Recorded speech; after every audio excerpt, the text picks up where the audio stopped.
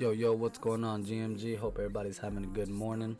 I hope everybody enjoyed their weekend and had a nice day off yesterday if you did. If you didn't, I'm sorry about that, man. But we unfortunately did have a closed day in the markets yesterday, so that was kind of boring. But I did have some people over and we had a good time, right? So um, now it's time to get back to the money, right? I didn't do any charting or anything like that yesterday because, like I said, when everybody left, it was kind of late and I was just ready to get into bed, alright? So, in this morning's video, I kind of wanted to break this video into two parts.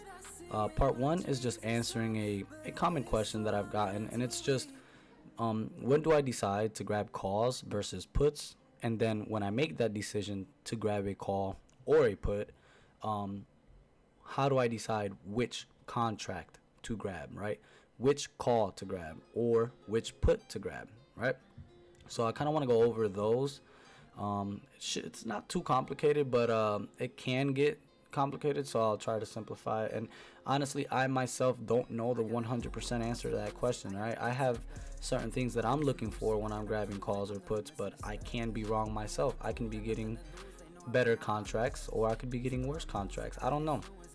But I know that the little rules that I've stuck to when grabbing these contracts, they have helped. Okay, so and I also have another tip slash trick that I'm going to be trying this week, and I'll let you guys in on that one too. Right, so that's part one of the video, and then part two of the video is I'm just going to do a quick morning analysis, show you guys what I'm looking at this morning specifically and what I'm going to be watching for when we open up today at 9:30. All right, so it's currently 8:30 about.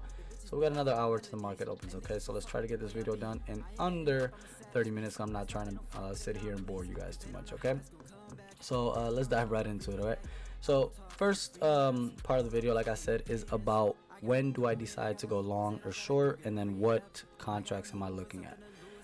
And to answer the when do I decide to go long or short, the simplest way is I use this strat. Okay, for anybody that doesn't know, I use this strategy called the strat, and it simply gives you your entries and your price targets and your exits and probably everything like that for you. You know what I'm saying? Obviously, with you want to use some of your own knowledge when getting in and out of these trades, but the strat kind of, I'm trying to, as I'm saying this, I'm trying to find my strat combo sheet for you guys. All right, here. So you guys see that? The strat combo sheet just kind of gives us entries, it gives us our target, and then essentially your stop loss is the opposite of your entry, which I have a whole video talking about the strat. So if you want to go check that out, you would be able to, you can see where and when I choose to go long or short, right? But I'll give you a nice little example right here. So let's see right here. Let's focus in on these three candles right here. If I could just right there. Okay. Per the strat, this red candle is known as an inside one. Okay. We talking about this red candle right here where my cursor is hovering over.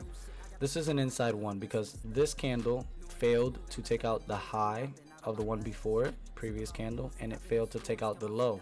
So it is inside of this one. So easiest way to put it, it fits inside, right? This, if you slid it to the left, it fits inside there. So if you have this and you're using the strat and then this next candle opens, then we already know that all we're waiting for is this candle to either cross above the red line right here, which is the high of this red candle, or come below this, the low of the previous candle. Once we see that, we have our entry for our long or our short. If it crosses above, which is what we got, then we have a play here to grab calls or go long. And per the strat, it's really simple. If this is your entry, your first price target is the wick of the very first candle. Remember, this combo that we're focusing on is on these three candles. All three of them are part of this combo. Ready? This gives you your entry. This one gives you your price target. And then this one is this is the one that's, you know, taking all the action. So it's these three right here that we're focusing on. When this candle broke up, that's where I decided, all right, I'm about to grab a call. Now, your price target, and I'm going to use this one so we can see the numbers.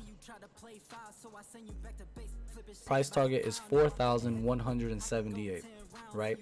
So if you're crossing right here and the price is 4,176, then we know that our price target is only $2 away right here, and we get to our price target.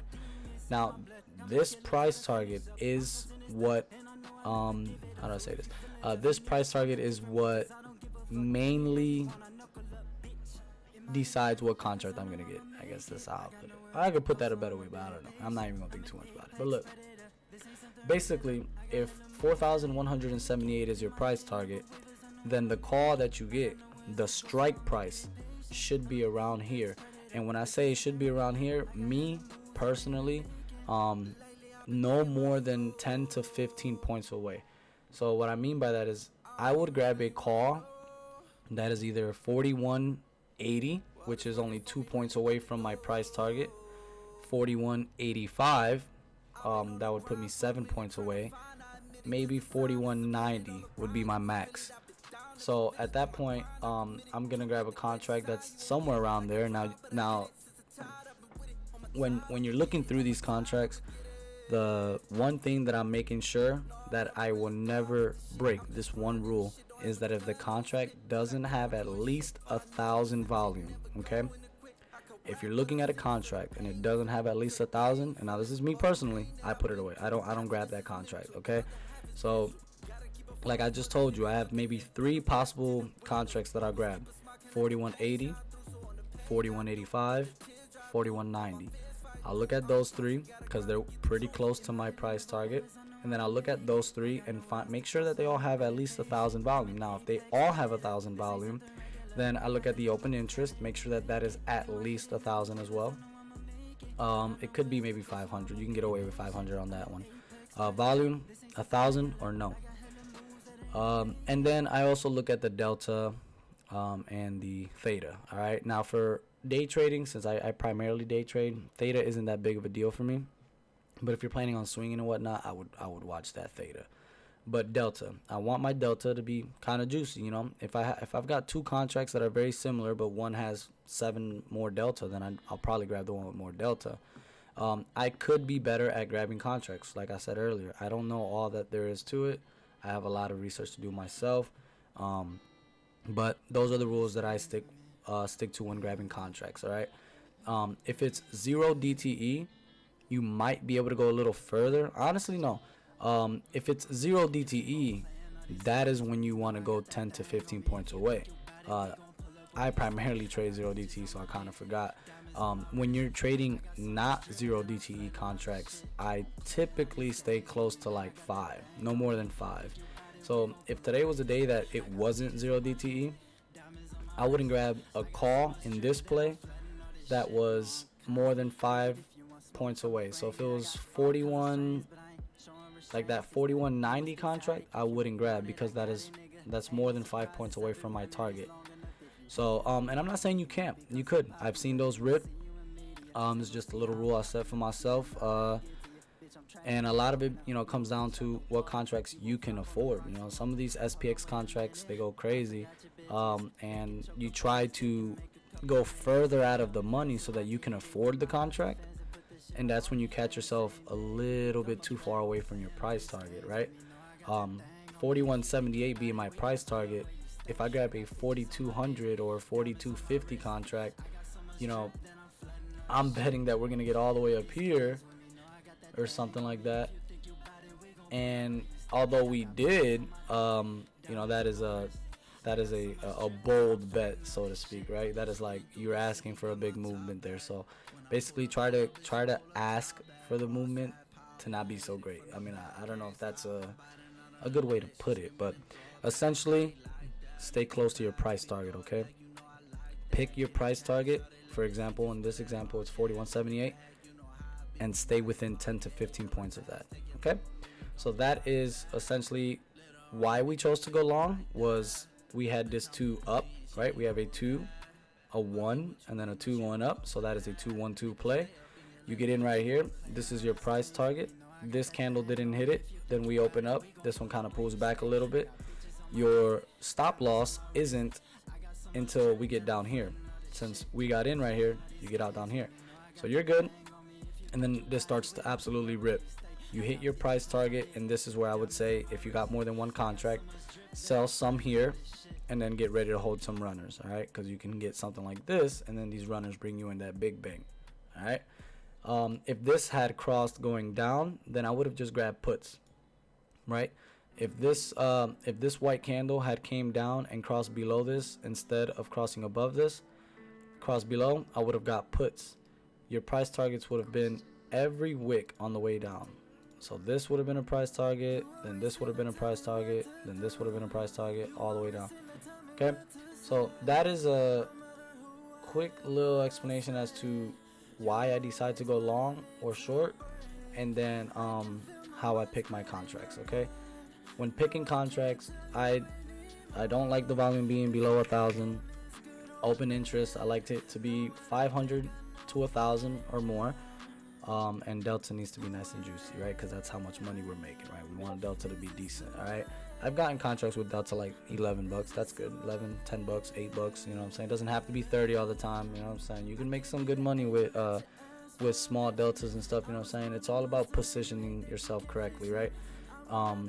Would you rather have a one $800 contract that goes up $300, or 5 $300 contracts that each go up to $300? You know what I'm saying? So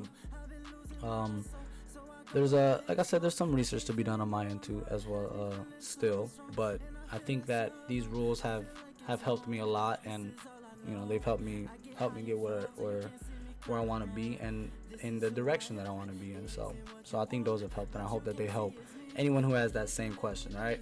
A lot of it is price action. Just watch the charts, all right? Make sure you're not grabbing calls when you see this.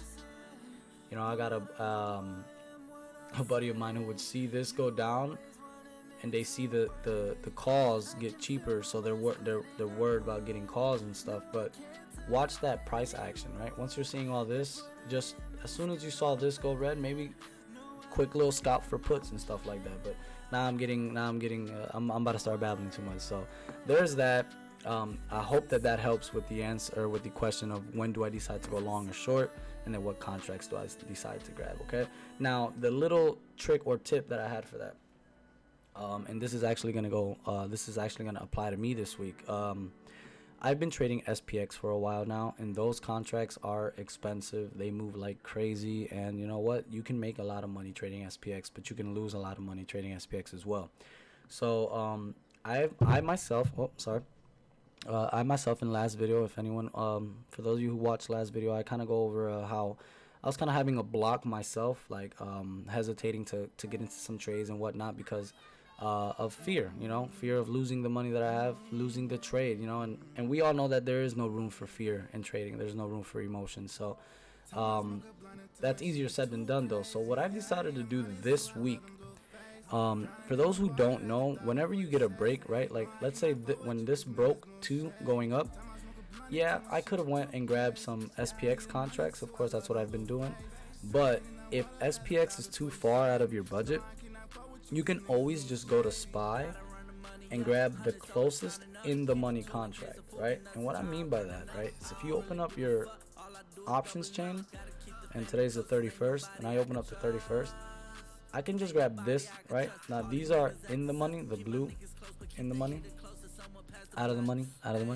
So if we got that cross right here going up, and I was looking to get calls, if you don't even want to worry about finding the best contract possible or whatever, when you get this cross going up, you just come by the first in the money contract, the first one that is about to be in the money, not the one that's in the money, it's at the money, it's about to be in the money. So the very first one, next in line to be in the money, just grab that one if you're getting calls. If you're grabbing puts, you grab this one, and that eliminates the responsibility of having to find the right contract. It's right there, it's the first one. That's another strategy that I've picked up. So basically I was in a different group, and there was this guy, and he was eating, man. So he put us on a lot of game, and that was one of his tricks as well. Like, you can't afford that $500 SPX contract, then just grab that right in the money contract for SPY. It's about to be in the money. and then just let that ride, right? Because as ES moves up, or you know what I'm saying, if ES is gonna move up, SPY is gonna move up, and therefore you get to get some profit from that SPY contract, right? You don't completely miss out just because you couldn't get the SPX one, right? And that's why I say it applies to me, is because I think that's the route I'm gonna go this week. All right, this week I'm gonna put SPX down. I'm gonna take a break and I'm gonna trade some SPY for a while. So we'll see how that goes, and I'll be keeping you guys updated. All right. So hopefully that kind of goes over what contracts to grab and whatnot, because I've now been babbling on for 15 minutes and I didn't want to make this video 30, so I'm sorry about that. Thanks for those that are sticking around hearing me talk and blab on like this. All right. Now, real quick, I'm gonna go and show you guys our morning prep, right? Because I'm not trying to make this a 30-minute video. So let's go over to ES on the daily. Let's just see what we did. All right, so I'm about to erase this because that was from earlier. So we see here we had this double bottom, finally got broke on Friday. I think this broke, and now we're falling back down. So off rip we have a 2 going up on the daily, and we see that it hit this 50 EMA and then it rejected and started coming back down. All right, so let's go down a little bit. Let's see what's going on in here.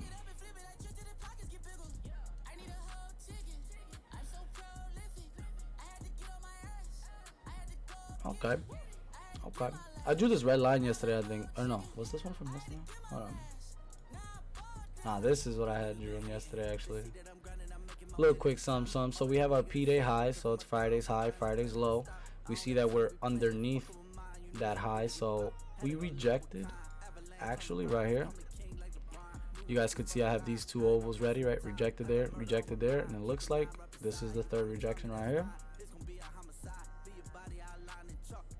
So we were rejected right here. Now we're on our way back down. So that could be a bad sign, or well, I mean, bad or good, doesn't really matter for us day traders, but you know, it could be a downward sign right there. As you can see, this trend line I've got right here, we got 1 bounce, 2 bounce. This will make the 3rd bounce.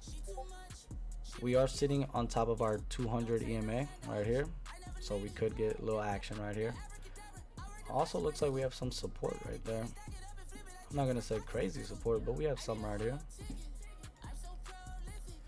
So let me see, we're underneath P-Day low, or I'm sorry, we're underneath P-Day high. We've got a pretty fat red candle right here. We're hitting what this red line that I just drew right here. All right, sat right here. This is why I drew that red line, because of this little area right here. But we're already underneath that, so we'll see what that how we react to that when market opens. Basically for today, it looks like we're probably gonna head down towards P-Day low. Only reason I say that is because of what I've noticed is that, and you know, a lot of people kind of said this, so I've been watching it, and it's actually very true. So when you get a failed break in one direction, right? So we broke 2 going up, hit this resistance, and now are failing that 2 going up. We're on our way down. Since we failed the top portion, right, then it's safe to say that we make our way back down to the bottom, right? So like we came from down here all the way up, we tested the break on the P-Day high, it's failing, so now we're probably gonna come down here and test P-Day low. All right, now I don't know that for sure. That's just something we're gonna be watching for, so that is on radar. We got all this red going down, so let's see. I'm gonna go down to the 1 hour and see what we're looking like down there.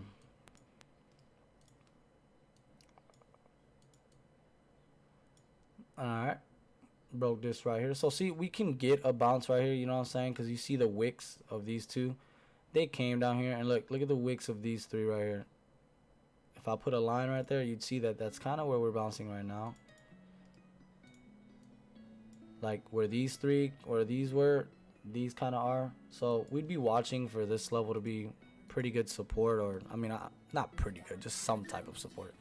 And if it breaks below this, honestly, I think that we continue this down, just because of what I just said. Like we failed the top, I think we come back and then we start testing the waters going down. All right, but this level right here seems pretty good for a nice little bounce. We'll see. I'm gonna leave that one right there.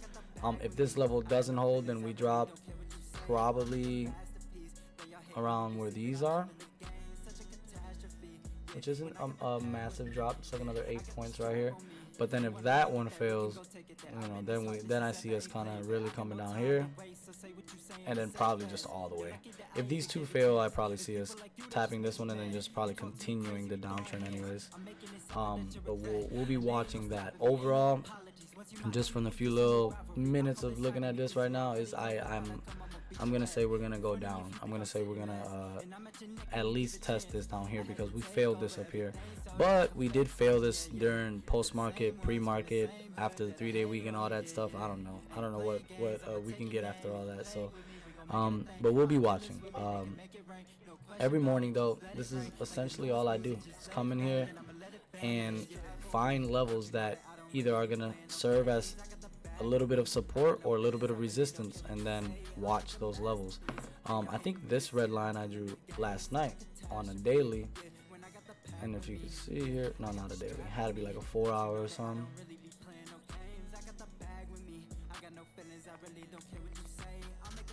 Yeah, right there.